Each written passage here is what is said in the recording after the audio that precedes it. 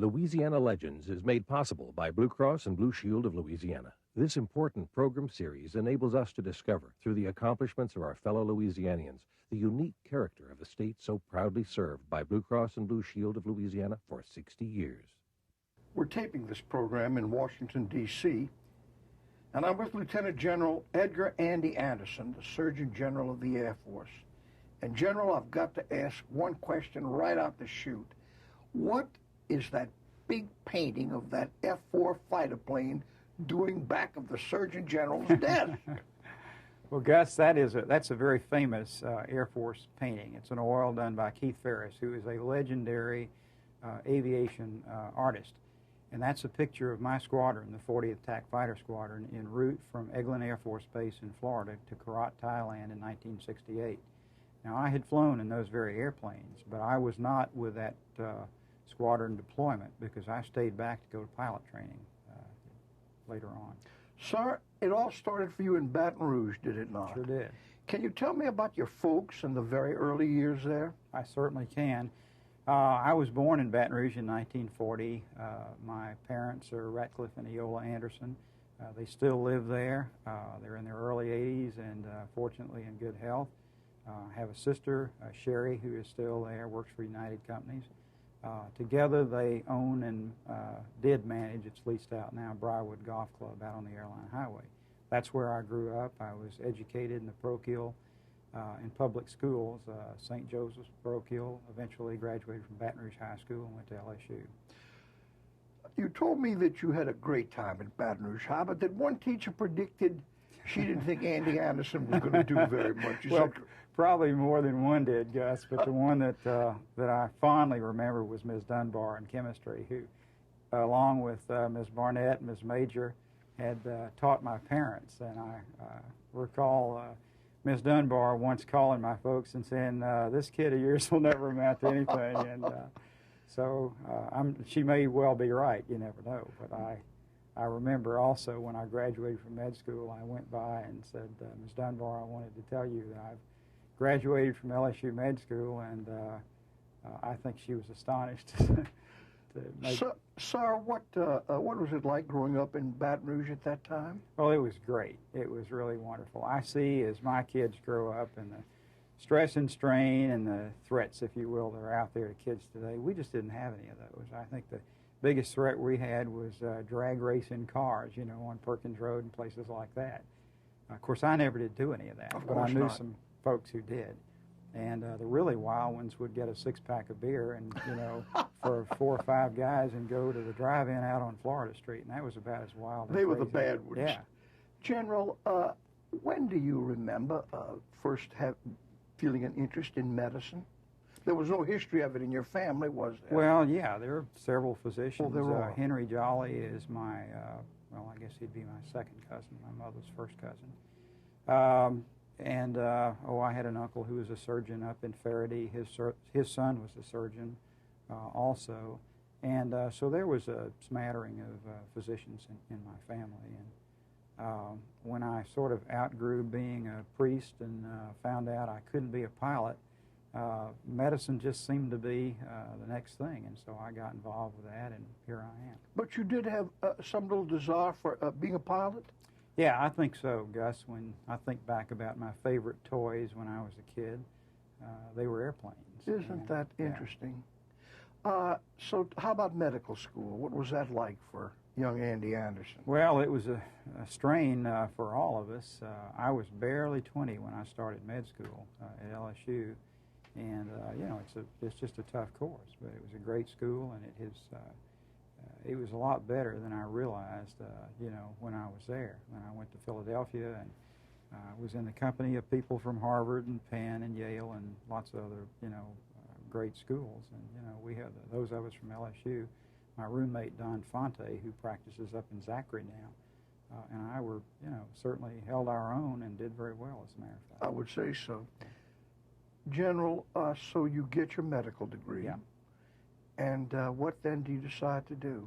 Well, back in those days, Gus, I frankly planned to stay in the Air Force for 2 years and not a moment longer, and then go back and practice medicine in Baton Rouge after an appropriate residency and stuff like that. Yes, sir. Yeah. But you didn't. No, I didn't. I got an opportunity to go to flight training, pilot training, and then checked out in the F-4 after that. And I guess the Air Force has just been offering me making an offer I couldn't refuse, one after another, for 30 years now. So. Sir, this business of being a distinguished physician, and at the same time, though, having this desire, this need to fly planes like those over my shoulder, that's a kind of an unusual combination for anybody. Yeah. Well, I should tell you how that all evolved. Please. In the 60s, the Air Force took 2 flight surgeons a year and put them into flight training as sort of a preamble to the manned orbiting laboratory, the astronaut program. So in 1969, I got the very last one of those billets. I started flight training in December of 69, finished the undergraduate part in December of 70, and then went to F-4 school down in Tampa, Florida, and that was 6 months. During that time, the Air Force and the Navy consolidated similar programs, turned those over to NASA, and that became Skylab. So I was sort of a day late and a dollar short, if you will, for the ultimate thing in the astronaut program. Now, in 72, I did go down there and talk to the folks at NASA, and to remind, at that time, we had landed a man on the moon 3 years earlier. NASA really was rather uncertain about its future. They had the international rendezvous and docking with the Russians in 75 on the books. The crews for Skylab, which happened in about 73, had already been picked and trained. So the next thing on the horizon was a shuttle in 77. So they said, you could come down here, but there certainly were no guarantees that I'd get to be, a shuttle crew person.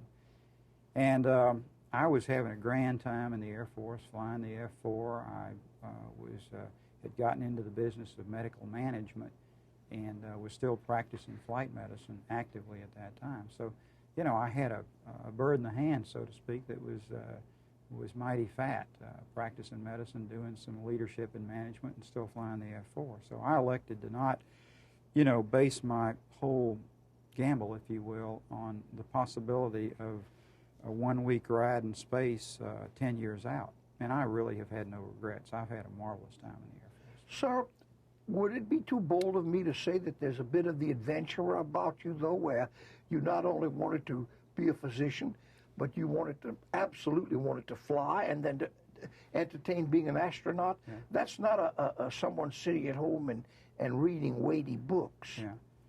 Well, I've certainly had, my life has been just a cornucopia of opportunity given to me by the Air Force. I really had a great time. I would tell you that those opportunities were there for anyone who might, seize the challenge or whatever you want to call it and just do it.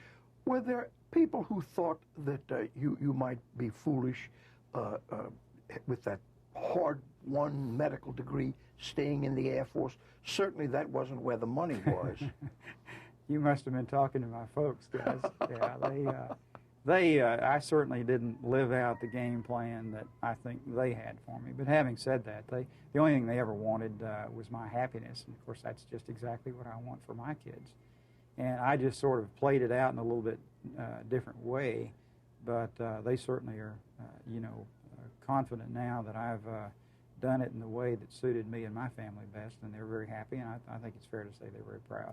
Now, General Anderson, when you got those second lieutenant bars pinned on you, if anybody had told you, you had a direct commission, isn't that correct? Yeah. As a second lieutenant or a captain? Well, now, I never really wore a lieutenant's bar. I see. The way it worked back then was that we were commissioned, and I got commissioned at Philadelphia General Hospital, and we were in the reserves. Yes, sir. Until the day we came on active duty, as a physician, and you were an instant captain.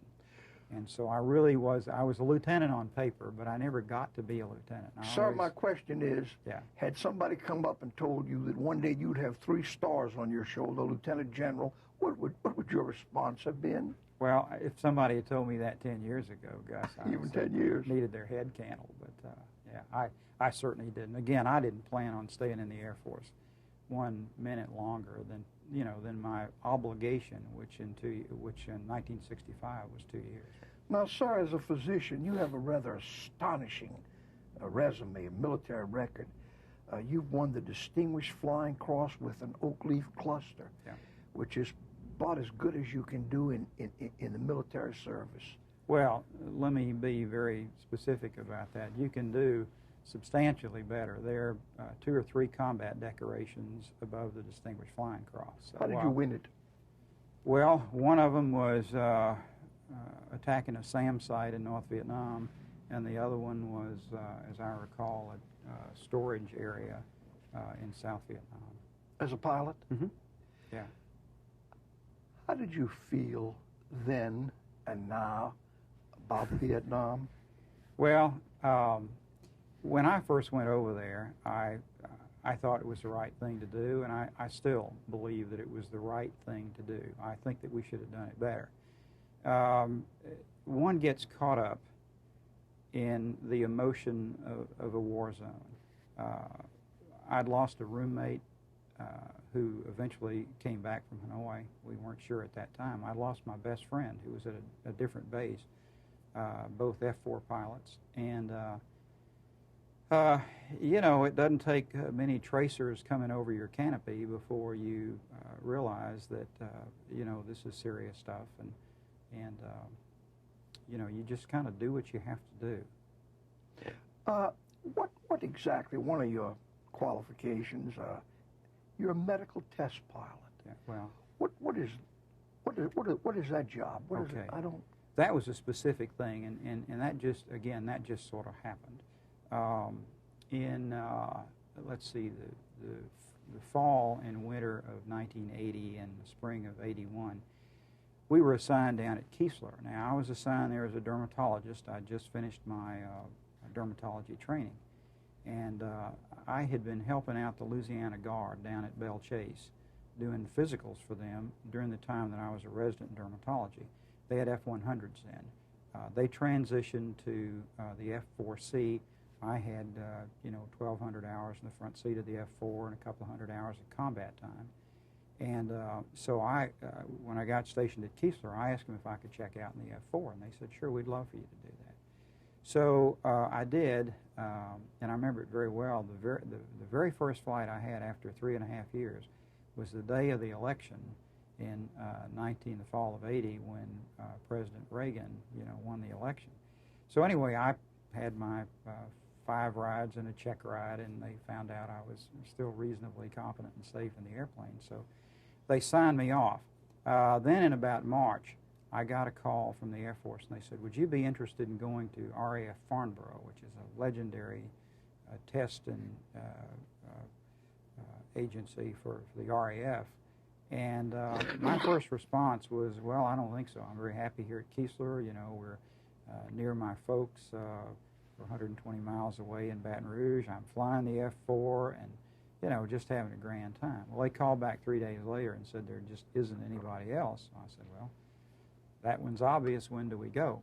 So I went over there, and what I want to be specific about is that I never did go to or graduate from test pilot school. What I did, rather, was go over there and fly a jet fighter in sort of a medical test environment. The first year, we tested chemical defense gear in a jet fighter environment.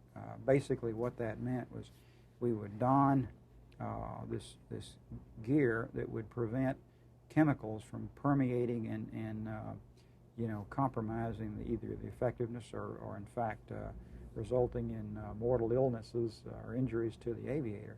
But it was kind of like a basketball bladder with an embedded oxygen mask and goggles, and we'd put a helmet on over that, and then 2 or 3 layers of charcoal suit and a rubberized suit, and then you'd have to blow cold air through it, and we'd go out and try to dogfight in that.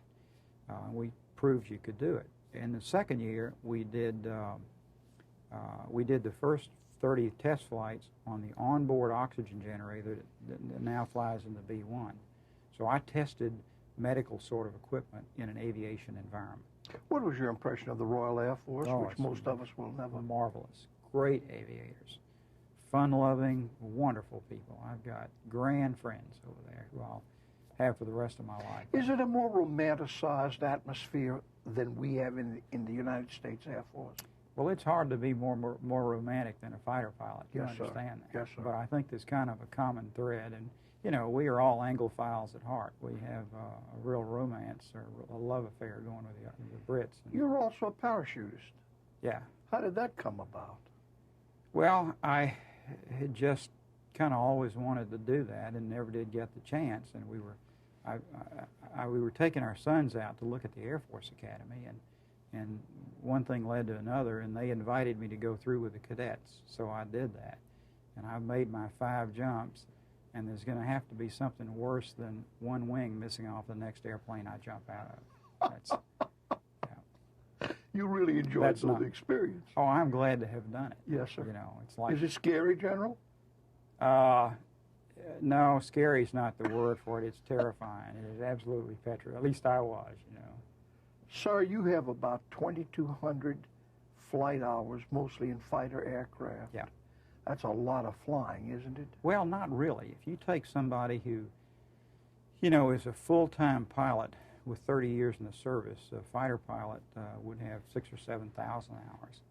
But, you know, that's been their primary job. And, of course, mine is absent the 2 years that I spent flying in the line of the Air Force. The balance of my time has been primarily in medicine, but also being allowed to fly. General, space medicine. Yeah. Thus far, now our space program is probably still only in its infancy. Thus far, have we learned many practical applications for that colossal amount of money going out? Have. Oh, my goodness.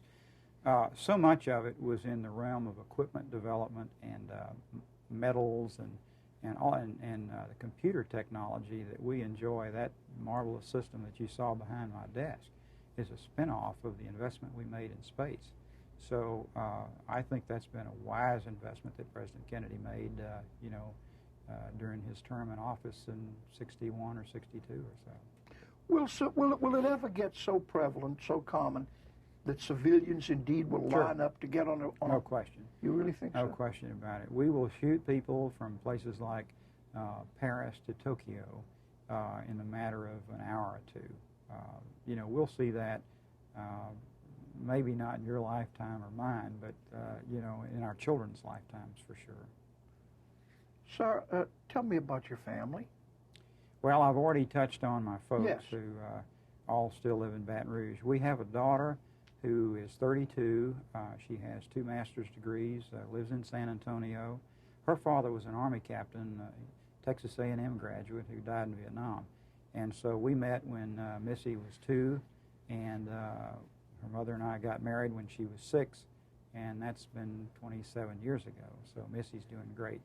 Our older son just graduated from the Air Force Academy, class of 96, and will start Tulane Med School 1 month from yesterday. So he's just getting nervous about it, and that's great. Is he following in his dad's footsteps? It appears that way. Well, Medicine. not by any design. I think, he genuinely wants to be a physician, and I think that's his own thing. I've neither tried to persuade nor dissuade him from doing that. The only thing I've said is that medicine's going to be very different for you than, it looked like it was going to be for me 32 years ago. And our younger son has just been admitted to the McIntire School of Commerce at the University of Virginia, and he too is doing just fine. Sir, what is the most challenging thing about your present position, Surgeon General of the Air Force? Gus, we are going through a modest drawdown in size, in force structure. We've seen the whole Air Force, big Air Force, if you will, come down by about a third. In fact, over the course of 5 or 6 years, it'll be about 35%. The Chief of Staff and the senior leadership of the Air Force have made a tremendous commitment to health care, which represents a tremendous focus on what's good for people, taking care of our people. So our piece of that will only be about 17.9% over the course of an 11 or 12-year period. So we're going to get smaller. We still have tremendous responsibilities, first and foremost, in terms of support for a combat operation. But more and more we find today that we're being called upon to support humanitarian operations in the Caribbean. We've got a lot of people in Bosnia right now, and so forth. Sir, if an Air Force pilot is injured, yeah, what's his chances today in this year with Air Force medicine and facilities and so on, of survival? Sure. You can't quantify that. Obviously, if somebody hits the ground or a mountain at 600 knots, the chances are nil. If somebody parachutes out and is injured, and I think that's what you're talking about. Yes, sir. We have better capability to go in and rescue that pilot, as you saw with Captain O'Grady, and then to take care of those people both while they're being transported in the helicopter or in the bigger jet air evacuation airplane than ever before. And we've got plans, not just on the drawing board, but the proof of concept is going on right now to actually be able to operate on people in the air as we bring them back from the battle zone. That humanitarian work that we're now being called upon to do more and more in these terribly troubled places, has that put more demands on the Air Force, upon your people? Well, of course it has, but we rather look at it as an opportunity. It's a great opportunity to practice what we're trained to do and then to show the world what we really can do. And we're happy to do it until and unless, the President calls and tells us to go somewhere and support, a higher priority, ultimately a combat operation. For a young physician today, would you counsel him to get in the Air Force? Well, my son's... Or her? Yeah. My son is, again, en route to Tulane Med School, and by virtue of the fact that he went to the Air Force Academy and will go to Tulane on an Air Force scholarship, he'll have a 9-year obligation. So, it's a wonderful way to spend your life. It really is. Sir, when you travel about, I guess, the world, do you fly yourself? Are you still piloting? Yeah. You are? I fly a Learjet right now, and it's not quite like flying an F-15, but it's sure better than not flying at all. And I had an occasion recently to fly one from, from Italy over to Turkey, right over the Greek Isles, and it was just an absolutely glorious day, and something I'll remember forever. Is flying just sheer pleasure for you? I mean, to be at the controls? It really is. Some people play golf. I like to do that. Some people sail sailboats. I like to fly jets. But I understand you also like boating. I do. I'm much better at flying jets than I am at sailing sailboats. Stay out of boats with General Anderson. Sir, you're going to be retiring in a few months, several months, after this rather incredible, distinguished career of service to your country. And because of a medical doctor, your services to your fellow man. Any idea yet about what you might be doing?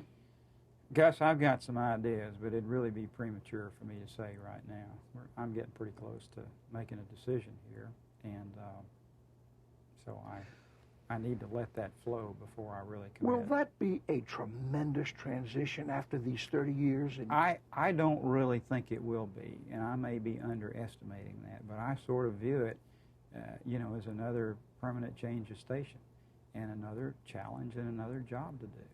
And so I think that, I've had a number of interviews and so forth, and I'm convinced that there's a perception out there among the people that I will work with and for, and who will work for me, that it'll be a bigger transition to them than it will be to me. But nevertheless, I'm going to have to convince them that, general officers don't, chew on cigars and carry swagger sticks and wear jack boots. I think that there really is a mindset out there that everyone is a patent.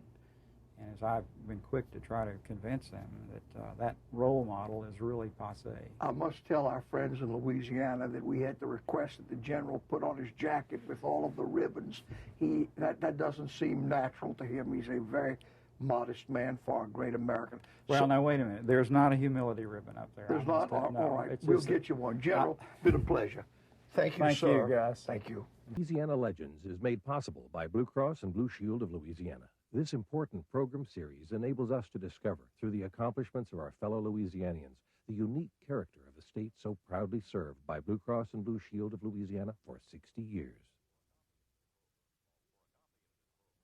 For a copy of this program, call 1-800-973-7246 or send 1995 to Louisiana Legends, care of Louisiana Public Broadcasting, 7860 Anselmo Lane, Baton Rouge, Louisiana, 70810.